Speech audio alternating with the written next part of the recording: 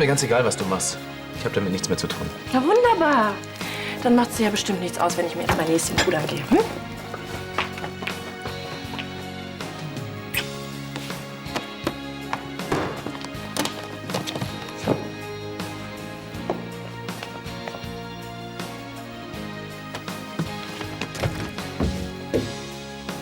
Ni hao.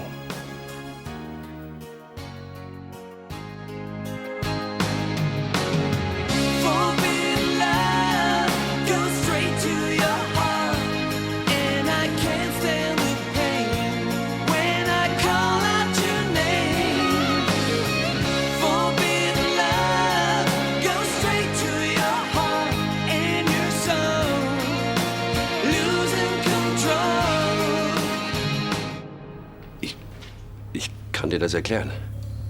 Ach ja? Ja, ich musste untertauchen. Von einem Kredithai.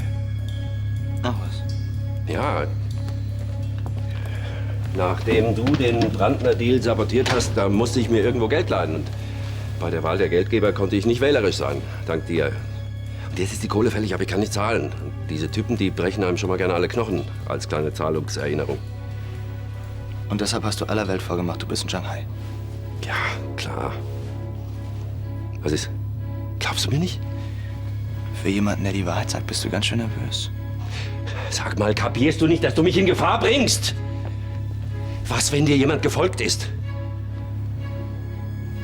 Du glaubst immer noch, dass ich dich anlüge. Nenn mir einen vernünftigen Grund, warum ich mich sonst hier verstecken sollte. Keine Ahnung. Wahrscheinlich stimmt die Geschichte ausnahmsweise mal.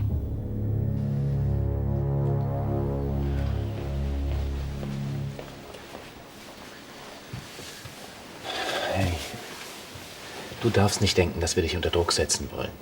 Es ist ganz allein deine Entscheidung, wann oder ob du die Polizei überhaupt informierst, klar?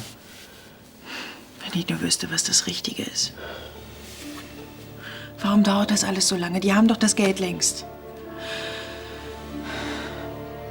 Und wenn sie das Medikament Sophia doch nicht gegeben haben?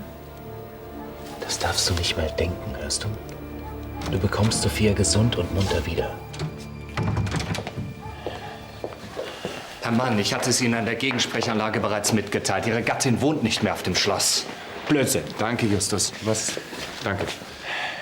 Was kann ich für dich tun? Ja, was kannst du für mich tun? Ich will die Scheidungsformalitäten mit Sarah endlich klären. Aber offensichtlich lässt sie sich verleugnen.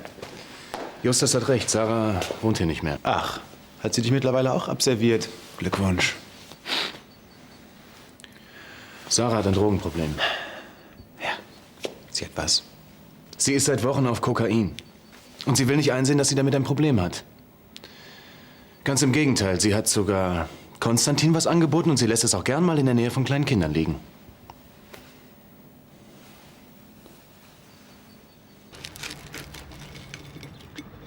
Reißen wir bitte mal die Butter? Klar. Danke. Ob ich Elisabeth noch mal anrufen soll?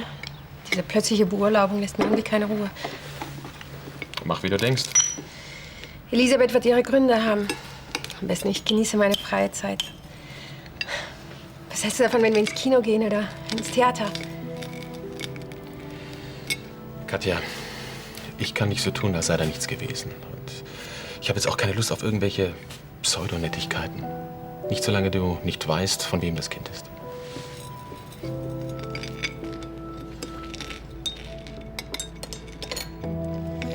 Ich weiß, aber wir haben uns trotz allem für das Kind entschieden und es muss ja irgendwie weitergehen. Mit uns meine ich natürlich. Ja, natürlich, aber jetzt kein verkrampftes Paarprogramm, ja? Na, wir können heute Abend vielleicht was kochen. Das ist eine super Idee. Was hältst du von taugelndem Huhn? Torkelndes Huhn, ja? Also, nur zur Erinnerung, dieses Haus gehört uns nur zur Hälfte und wir haben es noch nicht abbezahlt, ja? Und ich kann die Hütte nicht einfach abfackeln lassen, hm? Nur weil ich damals fürs Flambieren ein bisschen zu viel Rum benutzt habe. Ein bisschen. Nach 10 Minuten standen 2 Feuerlöschzüge vor der Haustür, ja? Und noch heute redet man in Flensburg vom großen Feuersturm. Also gut, dann eben kein Huhn. Doch, doch. Das Rezept ist wirklich gut. Und ja, vielleicht gelingt es uns ja diesmal.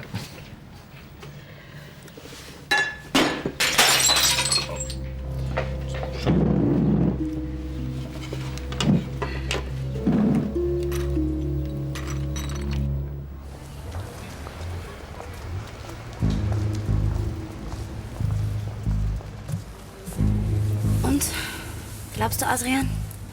Eigentlich nicht. Aber Wie hat er denn reagiert, als du ihn auf die Entführung angesprochen hast? Habe ich nicht. Vielleicht hat er wirklich nichts damit zu tun. Ich habe Carla versprochen, niemanden einzuweihen. Ja. Und ich will mit Sicherheit nicht riskieren, dass er irgendwie zur Presse rennt und sich die Info versilbern lässt. Das ist ein Argument. Aber? Ach, keine Ahnung, ich traue dem alles zu. Vielleicht hätte er sich ja irgendwie verraten, wenn du ihm auf den Kopf zugesagt hättest, dass... Nein, dazu ist er viel zu abgebrüht. Ich hätte ihn höchstens aufgescheucht und Sophia damit in noch größere Gefahr gebracht. Besser, wir wiegen ihn in Sicherheit. Du willst ihn beschatten, oder? Ja. Nein, verdammt nochmal, er hat mir kein Wort geglaubt. Dann müssen wir sofort untertauchen. Und vor allem müssen wir dieses verdammte Balk loswerden. Halt endlich die Fresse, du Mistvieh! Hallo? Ey! Sind Sie noch zu retten? Lassen Sie das Kind in Ruhe und hören Sie mir gefälligst zu. Ist ja gut. Nein, nichts ist gut. Wir können einpacken, wenn Sie jetzt ausrasten. Wie oft denn noch? Das Baby ist unsere einzige Lebensversicherung. Also wehe, Sie krümmen der Kleinen auch nur ein Haar. Meinetwegen. Aber wir können hier nicht mehr länger untätig rumsitzen und warten, bis die uns gefunden haben. Wer hat denn irgendwas von rumsitzen gesagt? Dann setzen wir uns jetzt ab. Wir treffen uns wie vereinbart in Holland. Sie geben mir meinen Anteil und danach rufen wir diese Gräfin an und sagen ihr, wo sie ihre kleine Kröte abholen kann. Nur mal Interesse halber. Sind Sie zufällig mit einer gewissen Kitty Kübler verwandt? Nein? Wieso? Weil Sie anscheinend genauso dämlich sind, Sie Spezialistin. Glauben Sie, jetzt, wo Sebastian Lunte gerochen hat, kann ich noch locker mit 5 Millionen im Herrenhandtäschchen das Land verlassen? Ich käme doch nicht mal bis Peppelfort. Und was sollen wir dann machen? Sie bringen das Baby zurück ins Versteck und halten die Füße still, bis Plan B greift. Und wie soll der aussehen? Sie Mastermind? Stell bitte auf Lautsprecher. Ja? Wollen Sie Ihre Kleine immer noch zurück? Bitte sagen Sie mir endlich, wo Sophia ist. Sie haben doch das Geld. Ja, aber dummerweise habe ich die Inflationsrate nicht einkalkuliert. Was soll das heißen? Ich will noch mal 5 Millionen. Sonst sehen Sie Ihren Sonnenschein nie wieder. Nein, hören Sie. Solange ich nicht weiß, ob es meiner Tochter gut geht, bekommen Sie keinen Cent. Was habe ich gemacht? Was mache ich denn jetzt, wenn er nicht drauf eingeht und sich nie wieder meldet? Mama, das darfst du nicht einmal denken. Du hast genau richtig gemacht. Dieses Schwein mache ich fertig.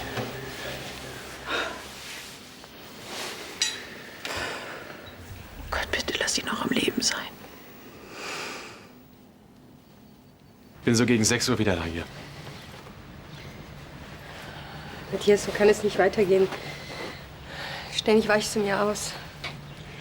Was erwartest du?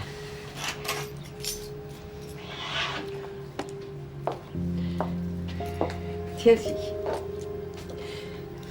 ich liebe dich und ich schäme mich für das, was ich dir angetan habe. Bitte sag mir, was ich tun kann. Ich weiß es nicht. Ich wünschte, ich könnte es. Keine Ahnung, Katja.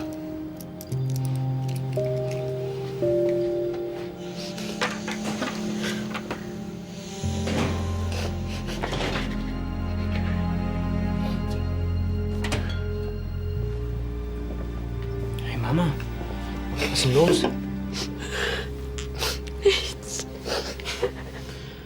Wem willst du das erzählen, hm? Ich krieg doch seit Tagen mit, was hier abgeht. Nichts, dein Papa und ich. Es wird schon alles wieder gut sein. Mach dir keine Sorgen. So ein Mist. Hoffentlich habe ich den Büroschlüssel jetzt nicht bei der Anprobe liegen lassen. Ach, na und? Dann rufe ich Niki eben an. Der soll seinen Chauffeur vorbeischicken mit dem Ding. Die Lorenzo frisst dir echt aus der Hand, was? Aber kein Wunder, du sahst eben auch echt verschärft aus. Ich wette, morgen das Shooting wird der Hammer. An mir soll's nicht scheitern. Bestimmt nicht. Mittlerweile gefällt dir doch der Job auch, oder? Solange die Konditionen stimmen. Aber die stimmen doch immer. Sarah! Gregor. Ich habe dich gesucht. Ich war auf dem Schloss. Du bist ja bestimmt im Bilde. Leonard hat dir ja sicherlich erzählt, was für böse, böse, böse Dinge ich jetzt tue. Ja, hat er. Würdest du uns bitte alleine lassen? Ist es nicht besonders erniedrigend, ausgerechnet von Leonard dazu abkommandiert zu werden, jetzt auf mich aufzupassen? Das wäre es vielleicht. Aber was du dir alles reinpfeifst, um so schnell wie möglich in der Gosse zu landen, ist mir ehrlich gesagt scheißegal. Warum läufst du mir dann hinterher? Weil wir bereits vor Wochen vereinbart haben, nachträglich Gütertrennung und Verzicht auf Zugewinnausgleich festzulegen. Wenn du also die Freundlichkeit besitzen würdest, diese Papiere zu unterschreiben, dann könnten wir uns endlich scheiden lassen. Du willst mich jetzt mit Kleingedruckten nerven? Ja, das mag dir so vorkommen. Aber für mich gibt es keinen anregenderen Gedanken, als dich endlich loszuwerden.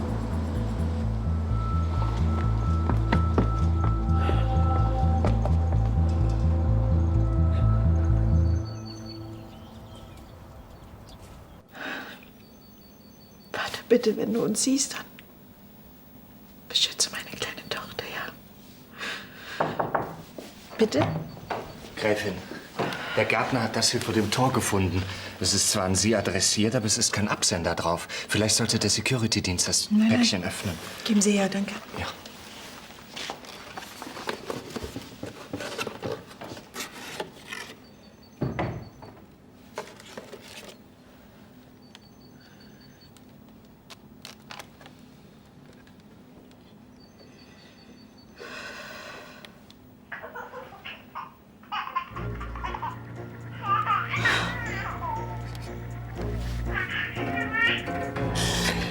Sophia. Die Zeitung ist von heute, wie Sie sehen können. Wenn Sie wollen, dass es Ihrer Tochter auch weiterhin gut geht, bereiten Sie sich auf die nächste Geldübergabe vor. Weitere Anweisungen folgen.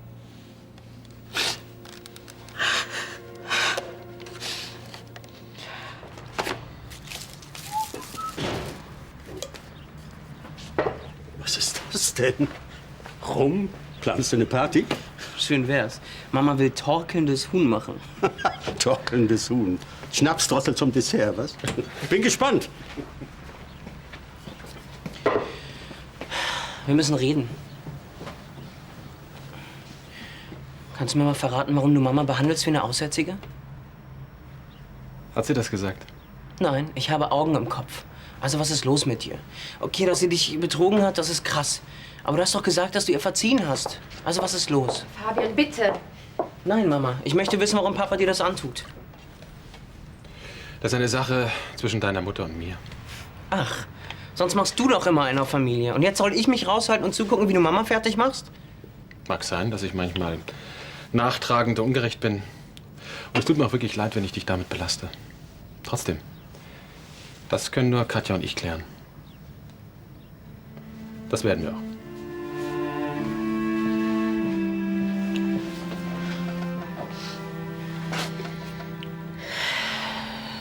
Dein Vater hat recht.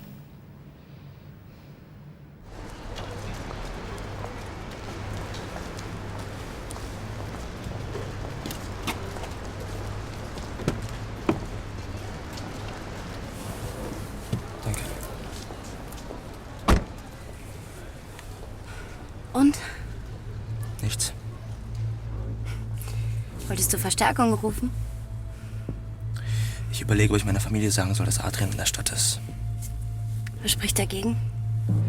Die drehen doch eh schon alle durch. Carla und Lars leiden extrem. Ohne einen konkreten Beweis will ich sie nicht nur mehr in Panik versetzen. Aber wir können Degenhardt nicht rund um die Uhr bewachen. Wenn er Sophia wirklich hat und er entkommt uns, dann...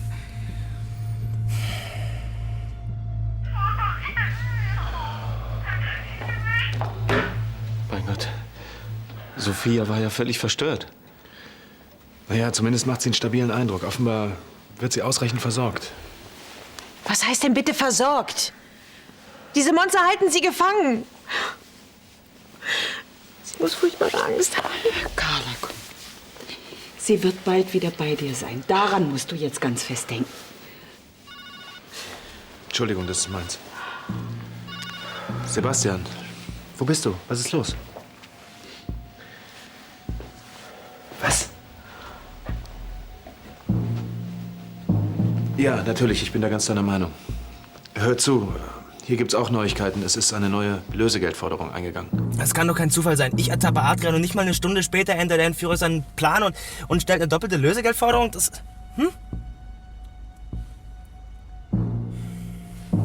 Da ist er, da ist er. Okay, es geht los. Du kannst dich auf mich verlassen. Ja.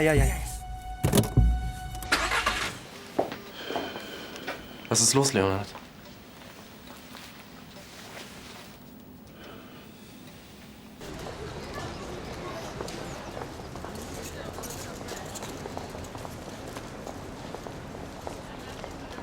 Wollen Sie, Herr Gregor Mann, die hier anwesende Sarah Hofmann zu Ihrer Ehefrau nehmen? Dann antworten Sie mit Ja. Ja. Wollen Sie, Frau Sarah Hofmann, den hier anwesenden Gregor Mann zu Ihrem Ehemann nehmen? Dann antworten Sie ebenfalls mit Ja. Ja, ich will. Sie dürften jetzt die... Das wird dir jetzt wehtun, Gregor. Das weiß ich. Ich habe mit Leonhard geschlafen.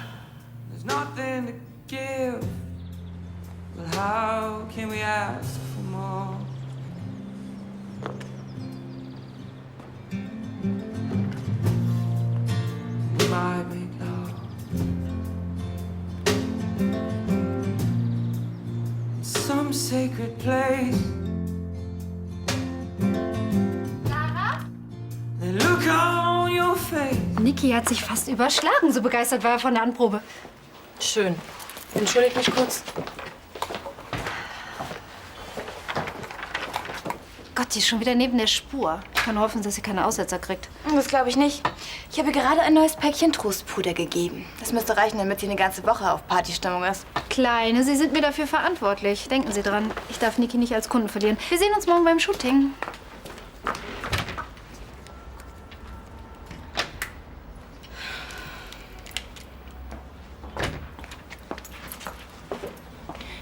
Spielklein. Hast du ein Date? Ich? Keine Ahnung. Sag mal, was Gregor angeht. Hast du an dem noch Interesse? Ich weiß schon, was du meinst. Und ich kann dich beruhigen. Den Loser würde ich nicht mal geschenkt zurücknehmen. Du kannst ihn haben. Ach, was hältst du eigentlich davon, mit mir meine Scheidung vorzufeiern? Meinetwegen? Na dann komm. Ich kenne auch schon genau den richtigen Rahmen dafür. Leonhard, ich verstehe nicht, wie du noch daran zweifeln kannst. Adrian ist hier und nicht in Shanghai. Natürlich hat er Sophia entführt. Aber noch haben wir keine Beweise.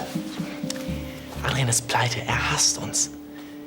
Und eine feige Entführung ist genau sein Stil. Wie viele Beweise brauchst du denn noch? Vielleicht will ich es ja auch einfach nicht wahrhaben. Ich müsste mich mein Leben lang für meinen Erzeuger schämen. Aber wahrscheinlich hast du recht. Ja. Und warum stehen wir dann hier rum? Wir können das Arschloch doch nicht einfach damit durchkommen lassen. Über was redet ihr? Nichts. Konstantin hat sich bei mir im Krankenhaus auf eine Zivildienststelle beworben und blöderweise hat er sich direkt mit dem Personalchef angelegt, stimmt's? Ach so.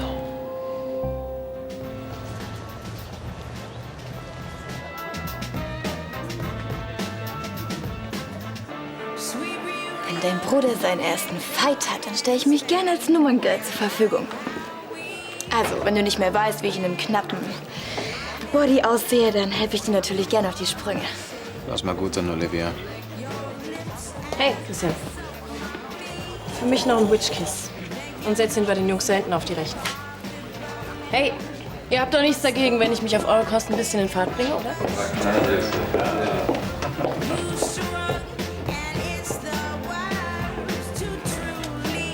Olivia, guck mal, da hinten ist ein Tisch frei.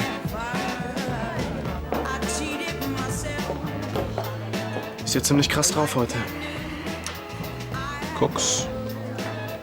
Was? Sarah kokst?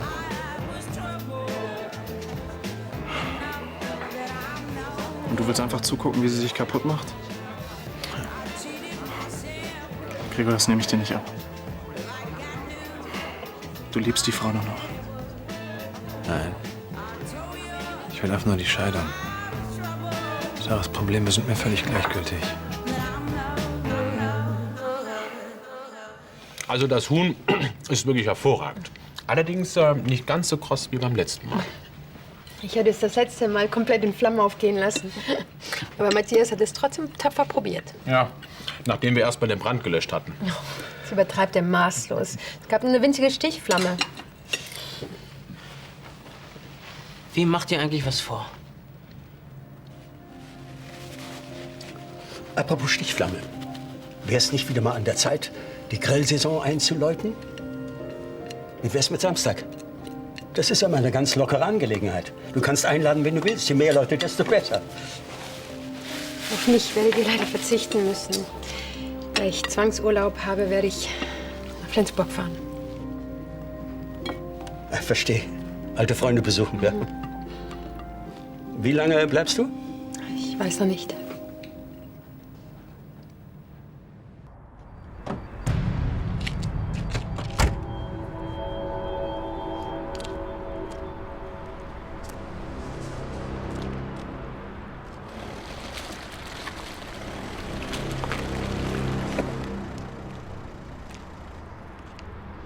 Adrian ist einen total absurden Weg gefahren. Über die Autobahn hätte er in 20 Minuten hier sein können. Vielleicht ahnt er, dass wir ihn verfolgen und wollte uns abhängen. Meinst du? Wir hatten ständig andere Autos zwischen uns und das Scheinwerfer ist im Haus. Eigentlich nicht. Aber was will er hier? Vielleicht trifft er sich hier mit seiner Komplizin. Naja, wie ein Versteck vor Kreditern sieht das jedenfalls nicht aus. Du denkst jetzt also doch, dass er hinter der Entführung steckt? Da kommt jemand.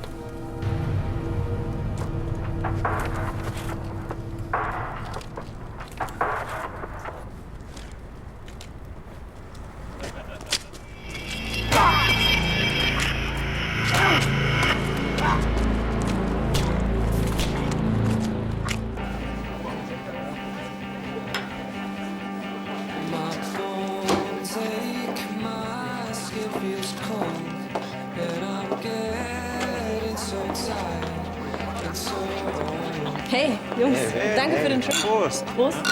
Auf dich. Es ist Zeit, dass du gehst. Ist da jemand eifersüchtig? Es ist mir egal, mit wem oder mit was du dich abgibst, aber ich dulde es nicht, dass in meinem Lokal gekokst wird. Wegen dir werde ich sicherlich nicht meine Lizenz verlieren. Aber jetzt lass doch mal die Luft raus. Was für ein Spießer. Gehst du freiwillig? Oder was? Oder das? Hey, au, verdammt, lass mich los! Nein, du verschwindest jetzt und du kommst nicht mehr wieder. Ist das klar?